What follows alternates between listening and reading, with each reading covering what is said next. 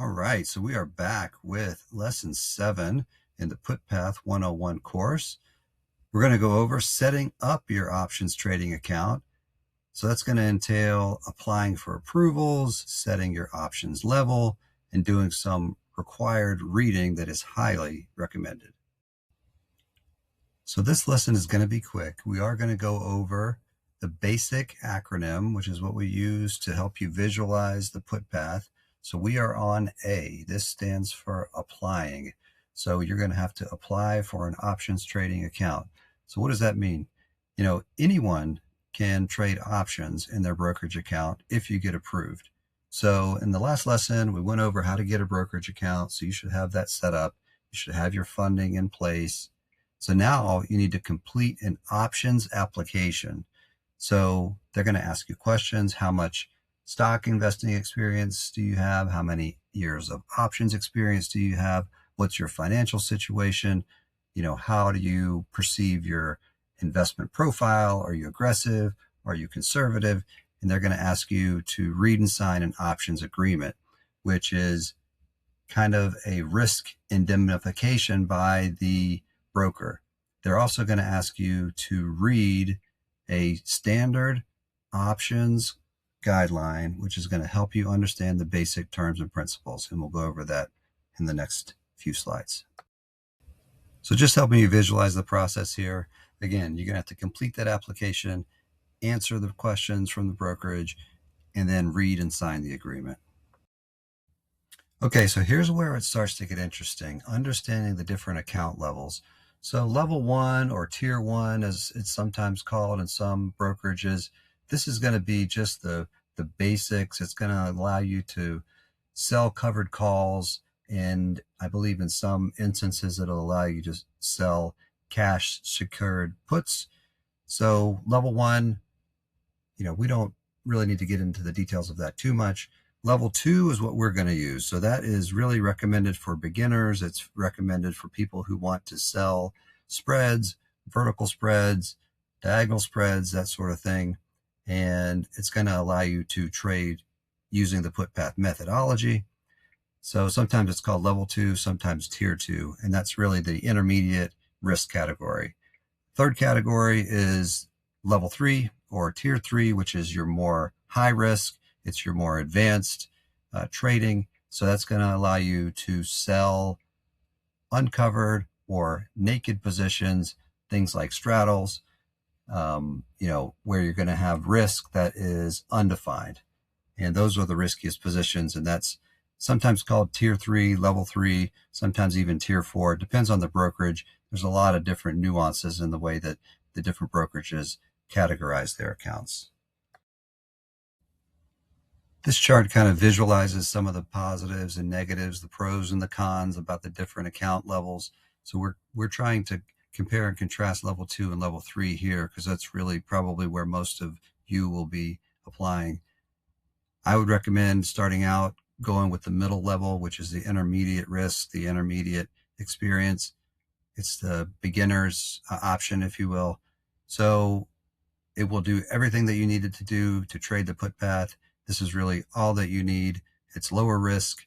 It's going to keep you out of trouble with some of the more undefined, higher risk positions. If you want to go ahead and get the level 3 and not use it, that's fine too, because you'll be capable of trading undefined risk. You just won't be doing it in this system, but you'll only have to fill out the application once in case you wanted to try that at a later date. And again, what that's going to allow you to do is trade some of the more advanced, the undefined risk positions, but it's obviously got the higher risk as well.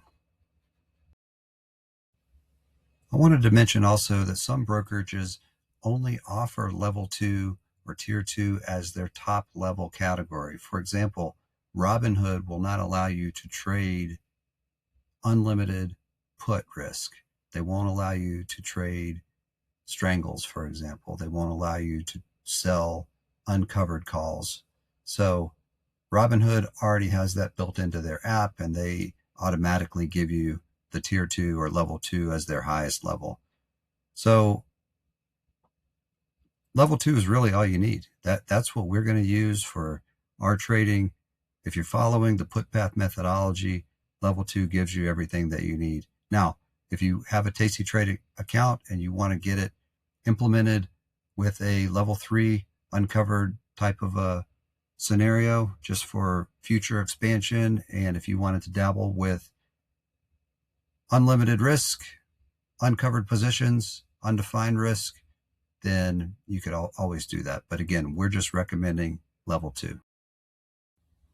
So now the not so fun stuff, the required reading. When you apply for an options trading account, you're going to have to read the characteristics and risk of standardized options. This is put out by the OCC, which is the Options Clearing Corporation. It's been out since the 1980s, and it's a summary of all the terms, all of the logic, all of the mechanics behind how options work. And it's actually got some really good information in there. The problem is it's 96 pages and it is a dry read. Unless you are an accountant, unless you are a financial advisor or you're a financial junkie, you are going to get bored reading this document. I was bored reading this document. So it does get into a lot of detail, but it's very important. So perhaps you speed read it. But one thing I know, it's going to be required by your broker that you attest that you did read it. So make sure that you understand it. Make sure that you at least skim through it, read the parts that are interesting to you, and it is going to help you if you are a true beginner. Reading this booklet is going to help you. It's going to help you build that foundation that you need.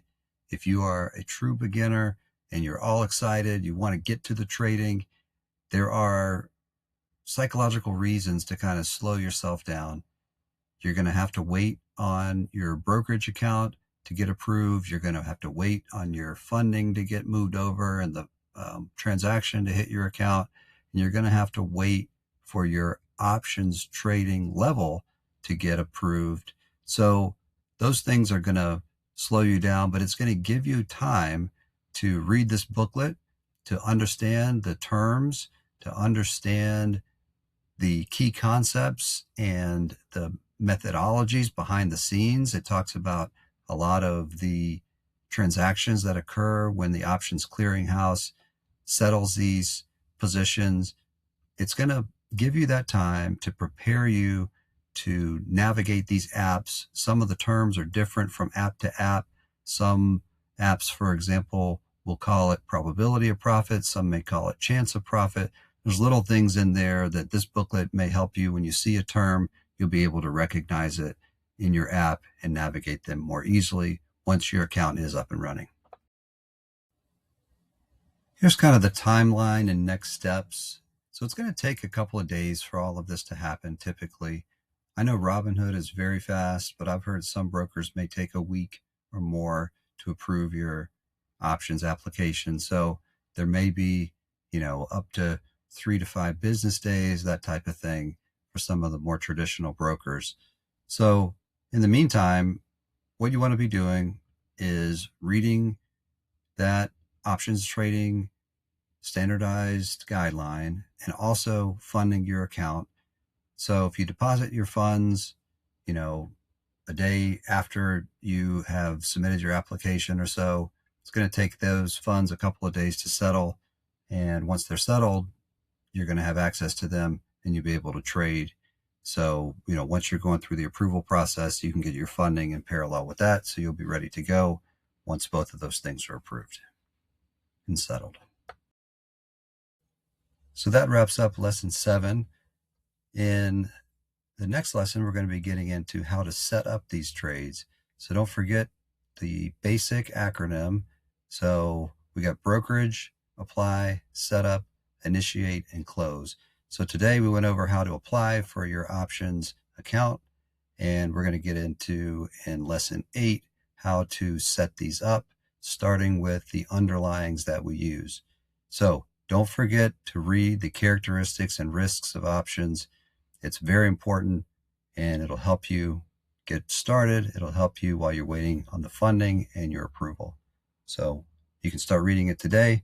I have put a link in this brief. So if you click on that link right there, it'll give you the options trading guideline, and you can get started.